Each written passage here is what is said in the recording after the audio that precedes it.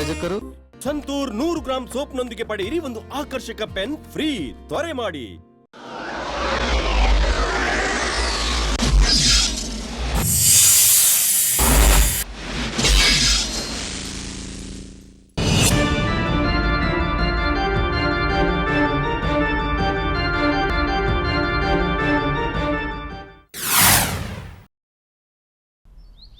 ಏನು ಮಾಡಲಿ,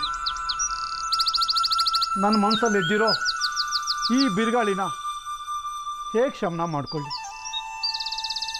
ಈ ಯೇಸುವಿನ ಒಂದೊಂದು ಮಾತುಗಳನ್ನು ಕೇಳ್ತಾ ಇದ್ದರೂ ಆಶ್ಚರ್ಯ ಅನಿಸುತ್ತೆ. ಆತನ ಒಂದೊಂದು ಮಾತುಗಳನ್ನು ಕೇಳುತ್ತಿದ್ದರೂ ವೇದ ಶಾಸ್ತ್ರ ಪಾರಂಗತನಾದ ನಾನೇ ಅವನ ಮಾತುಗಳನ್ನು ಕೇಳಬೇಕು ಎನ್ನುವ ಬಯಕೆ ಆಗುತ್ತಿರುತ್ತದೆ. ಅಂಥದ್ರಲ್ಲಿ ಜನಸಾಮಾನ್ಯರಂತೂ ಆತನ ಹಿಂದೆ ಮನೆ ಮಠ ಬಿಟ್ಟು ಹುಚ್ಚರಂತೆ ಓಡಾಡುತ್ತಿದ್ದಾರೆ. ಜನರ ಕಷ್ಟ ಕಾರ್ಪಣ್ಯಗಳಿಗೆ ಈ ಯೇಸು ಮುರುಗೋದು ಮಾತ್ರ ಅಲ್ಲ, ಚರಿತ್ರೆ ಕಂಡು ಕೇಳರಿಯದ ರೀತಿಯಲ್ಲಿ ಜನರ ರೋಗ ರುಜಿನಗಳನ್ನು ವಾಸಿ ಮಾಡುತ್ತಾ ದೆವ್ವ ಭೂತಗಳ ಬಾಧೆಯಿಂದ ಪೀಡಿತರಾದವರಿಗೆ ಬಿಡುಗಡೆಯನ್ನು ಕೊಡುತ್ತಾ ಅದ್ಭುತಗಳನ್ನೇ ಮಾಡುತ್ತಿದ್ದಾನೆ. ಇನ್ನು ಪರಲೋಕದ ಬಗೆಗಿನ ಆತನ ಪ್ರವಚನಗಳಂತೂ ಅದ್ವಿತೀಯ. ಮನುಷ್ಯರ ಮಾತ್ರದವರು ಯಾರೋ ಆತನ ಹಾಗೆ ಅಧಿಕಾರಯುತವಾಗಿ ಮಾತನಾಡಲು ಸಾಧ್ಯವಿಲ್ಲ.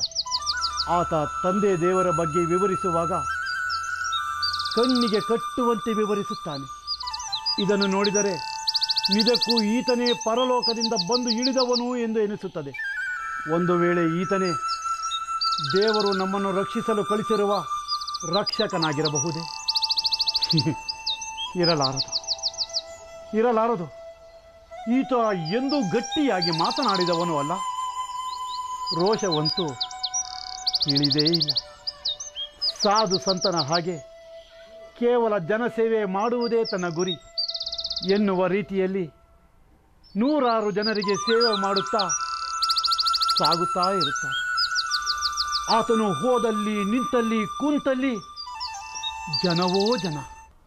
ಆತನು ನಡೆಸುವ ಅದ್ಭುತ ಕಾರ್ಯಗಳನ್ನು ನೋಡುತ್ತಿರುವಾಗ ಯಾರು ತಾನೇ ಸುಮ್ಮನೆ ಕುಳಿತುಕೊಳ್ಳಲು ಸಾಧ್ಯ? ಇಂತಹ ಸೂಕ್ಷ್ಮ ವಿಚಾರವನ್ನು ಯೇಸು ಅಲ್ಲದೆ ಬೇರೆ ಯಾರು ತಾನೇ ಪರಿಹರಿಸಲು ಸಾಧ್ಯ? ಆದರೆ ನನ್ನಂತಹ ವೇದವಿದ್ಯಾ ಪಾರಂಗತನು ಎಲ್ಲ ಜನರ ಮುಂದೆ ಹೋಗಿ ನನ್ನ ಸಮಸ್ಯೆಯನ್ನು ಪರಿಹಾರ ಮಾಡಿಕೊಳ್ಳಲು ಸಾಧ್ಯವೇ? ಜನ ನನ್ನ ಬಗ್ಗೆ ಏನೆಂದುಕೊಂಡರು? ನಾನು ನಗೆಪಾಟಲಿಗೆ ಗುರಿಯಾಗುವುದಿಲ್ಲವೇ? ಹಾಗೆಂದು ನಾನು ನನ್ನ ಮನದಲ್ಲಿ ಎದ್ದಿರುವ ಗೊಂದಲವನ್ನು ನಿವಾರಣೆ ಮಾಡಿಕೊಳ್ಳದೆ ಸುಮ್ಮನೆ ಇರಲು ಸಾಧ್ಯವೇ? ಈ ಬಗ್ಗೆ ನಾನು ಯಾರಲ್ಲಿ ಪ್ರಸ್ತಾಪ ಮಾಡಲಿ? ನನ್ನ ರಬ್ಬಿ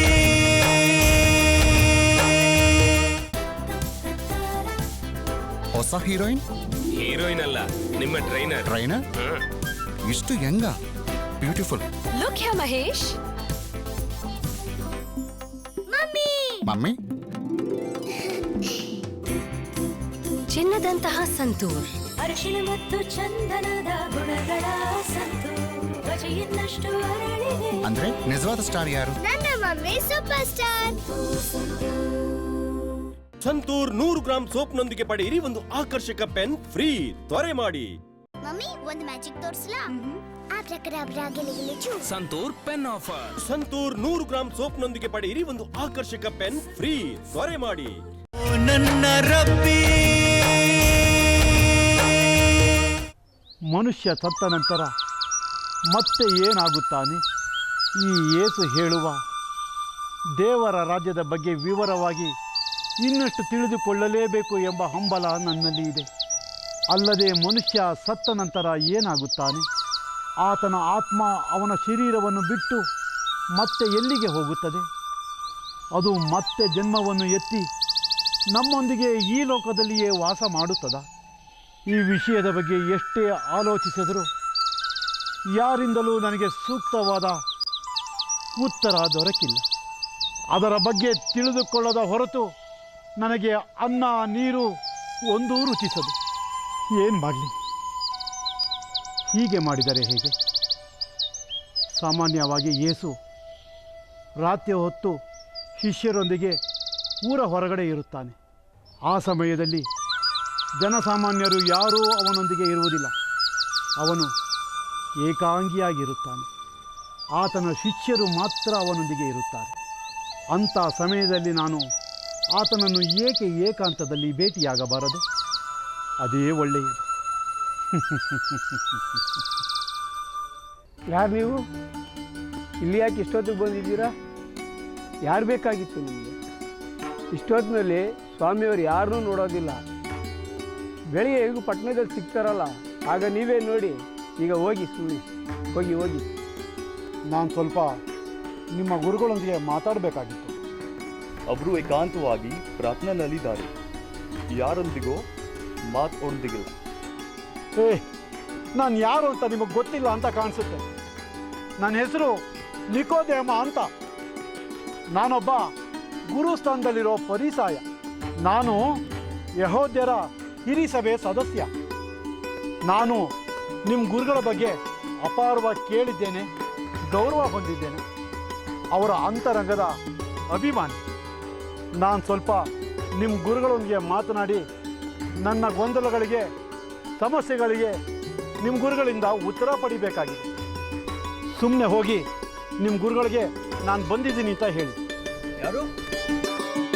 ಯಾರದು? ನಾನು ನಿಕೋದೇಮ ಅಂತ. ಸ್ವಲ್ಪ ನಿಮ್ಮೊಂದಿಗೆ ವೈಯಕ್ತಿಕವಾಗಿ ಮಾತಾಡಬೇಕಾಗಿದೆ.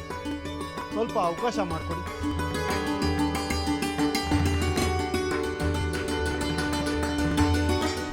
ಬನ್ನಿ ನಿಕೋದೇಮ, ಬನ್ನಿ ಕೂತ್ಕೊಳ್ಳಿ, ಮಾತಾಡೋಣ.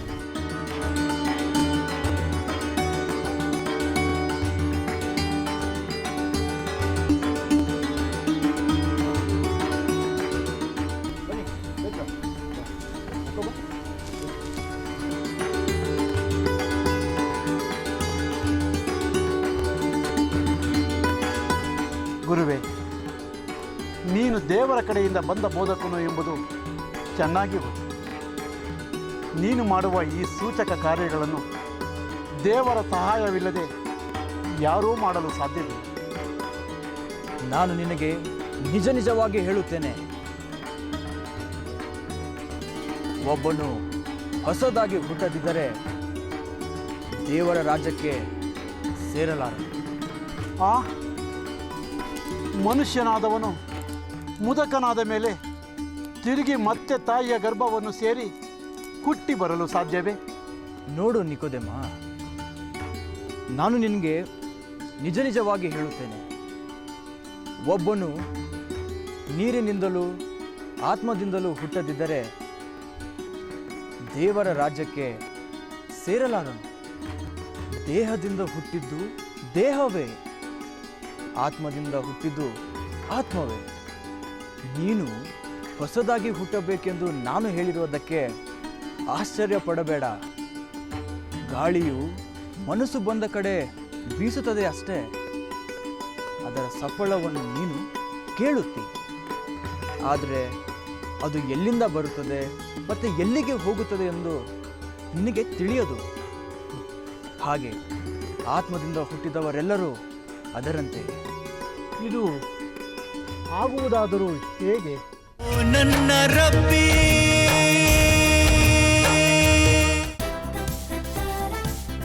ಹೊಸ ಹೀರೋಯಿನ್? ಹೀರೋಯಿನ್ ಅಲ್ಲ, ನಿಮ್ಮ ಟ್ರೈನರ್. ಟ್ರೈನರ್?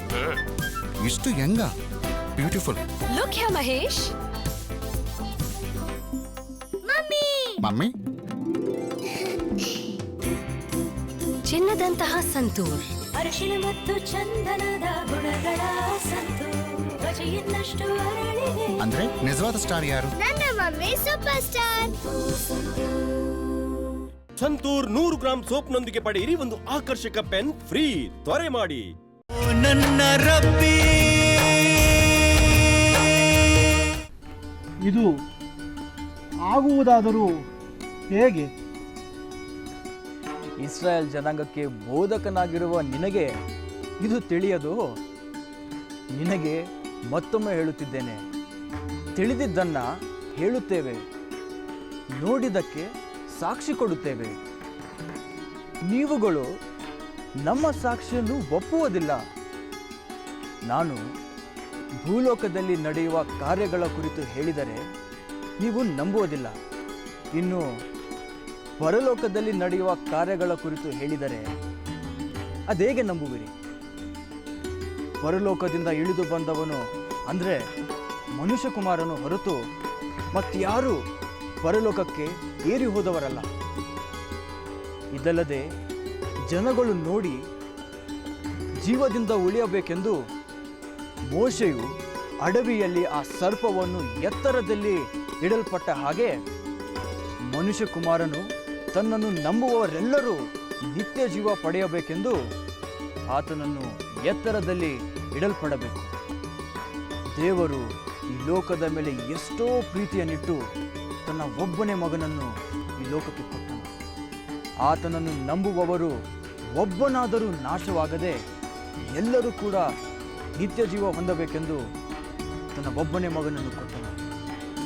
ದೇವರು ತನ್ನ ಮಗನ ಮುಖಾಂತರ ಲೋಕಕ್ಕೆ ರಕ್ಷಣೆಯಾಗಬೇಕೆಂದು ಕೊಟ್ಟ ಹೊರತು ತೀರ್ಪು ಮಾಡುವುದಕ್ಕಾಗಿ ಕಳುಹಿಸಲಿಲ್ಲ. ಆದರೆ ಆತನನ್ನು ನಂಬುವವನಿಗೆ ತೀರ್ಪು ಆಗುವುದಿಲ್ಲ. ಆದರೆ ದೇವರ ಮಗನನ್ನು ನಂಬದೇ ಹೋದರೆ, ಅಂದರೆ ದೇವರು ಕಳಿಸಿಕೊಟ್ಟ ಆ ಒಬ್ಬನೇ ಮಗನನ್ನು ನಂಬದೇ ಹೋದರೆ ಆತನನ್ನು ನಂಬುವವನಿಗೆ ತೀರ್ಪು ಆಗುವುದಿಲ್ಲ. ಆದರೆ ನಂಬದವನಿಗೆ ದೇವರ ಒಬ್ಬನೇ ಮಗನ ಹೆಸರನ್ನು ನಂಬದೇ ಹೋದುದರಿಂದ ಆಗಲೇ ತೀರ್ಪು ಆಗಿ ಹೋಯಿತು. ಆ ತೀರ್ಪು ಏನೆಂದರೆ, ಬೆಳಕು ಲೋಕಕ್ಕೆ ಬಂದಿದ್ದರೂ ಮನುಷ್ಯರ ಕೃತ್ಯಗಳು ಕೆಟ್ಟವುಗಳಾಗಿರುವುದರಿಂದ ಅವರು ಬೆಳಕಿಗಿಂತ ಕತ್ತಲನ್ನೇ ಹೆಚ್ಚಾಗಿ ಪ್ರೀತಿಸಿದರು. ಕೆಟ್ಟದನ್ನು ಮಾಡುವವರು ಬೆಳಕನ್ನು ಸಹಿಸುವುದಿಲ್ಲ.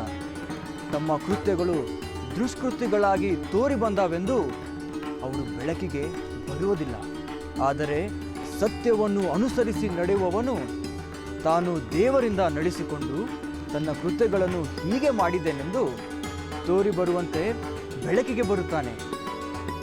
ಆ ತೀರ್ಪು ಏನೆಂದರೆ, ಬೆಳಕು ಲೋಕಕ್ಕೆ ಬಂದಿದ್ದರೂ ಮನುಷ್ಯರ ಕೃತ್ಯಗಳು ಕೆಟ್ಟವುಗಳಾಗಿರುವುದರಿಂದ ಅವರು ಬೆಳಕಿಗಿಂತ ಕತ್ತಲನ್ನೇ ಹೆಚ್ಚಾಗಿ ಪ್ರೀತಿಸಿದರು. ಕೆಟ್ಟದನ್ನು ಮಾಡುವವರು ಬೆಳಕನ್ನು ಸಹಿಸುವುದಿಲ್ಲ. ತಮ್ಮ ಕೃತ್ಯಗಳು ದುಷ್ಕೃತ್ಯಗಳಾಗಿ ತೋರಿ ಬಂದಾವೆಂದು ಬೆಳಕಿಗೆ ಬರುವುದಿಲ್ಲ.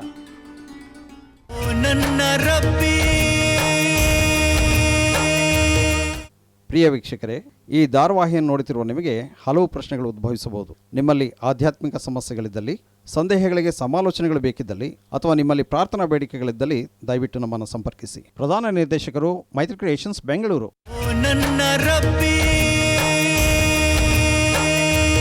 ಪ್ರಾಯೋಜಕರು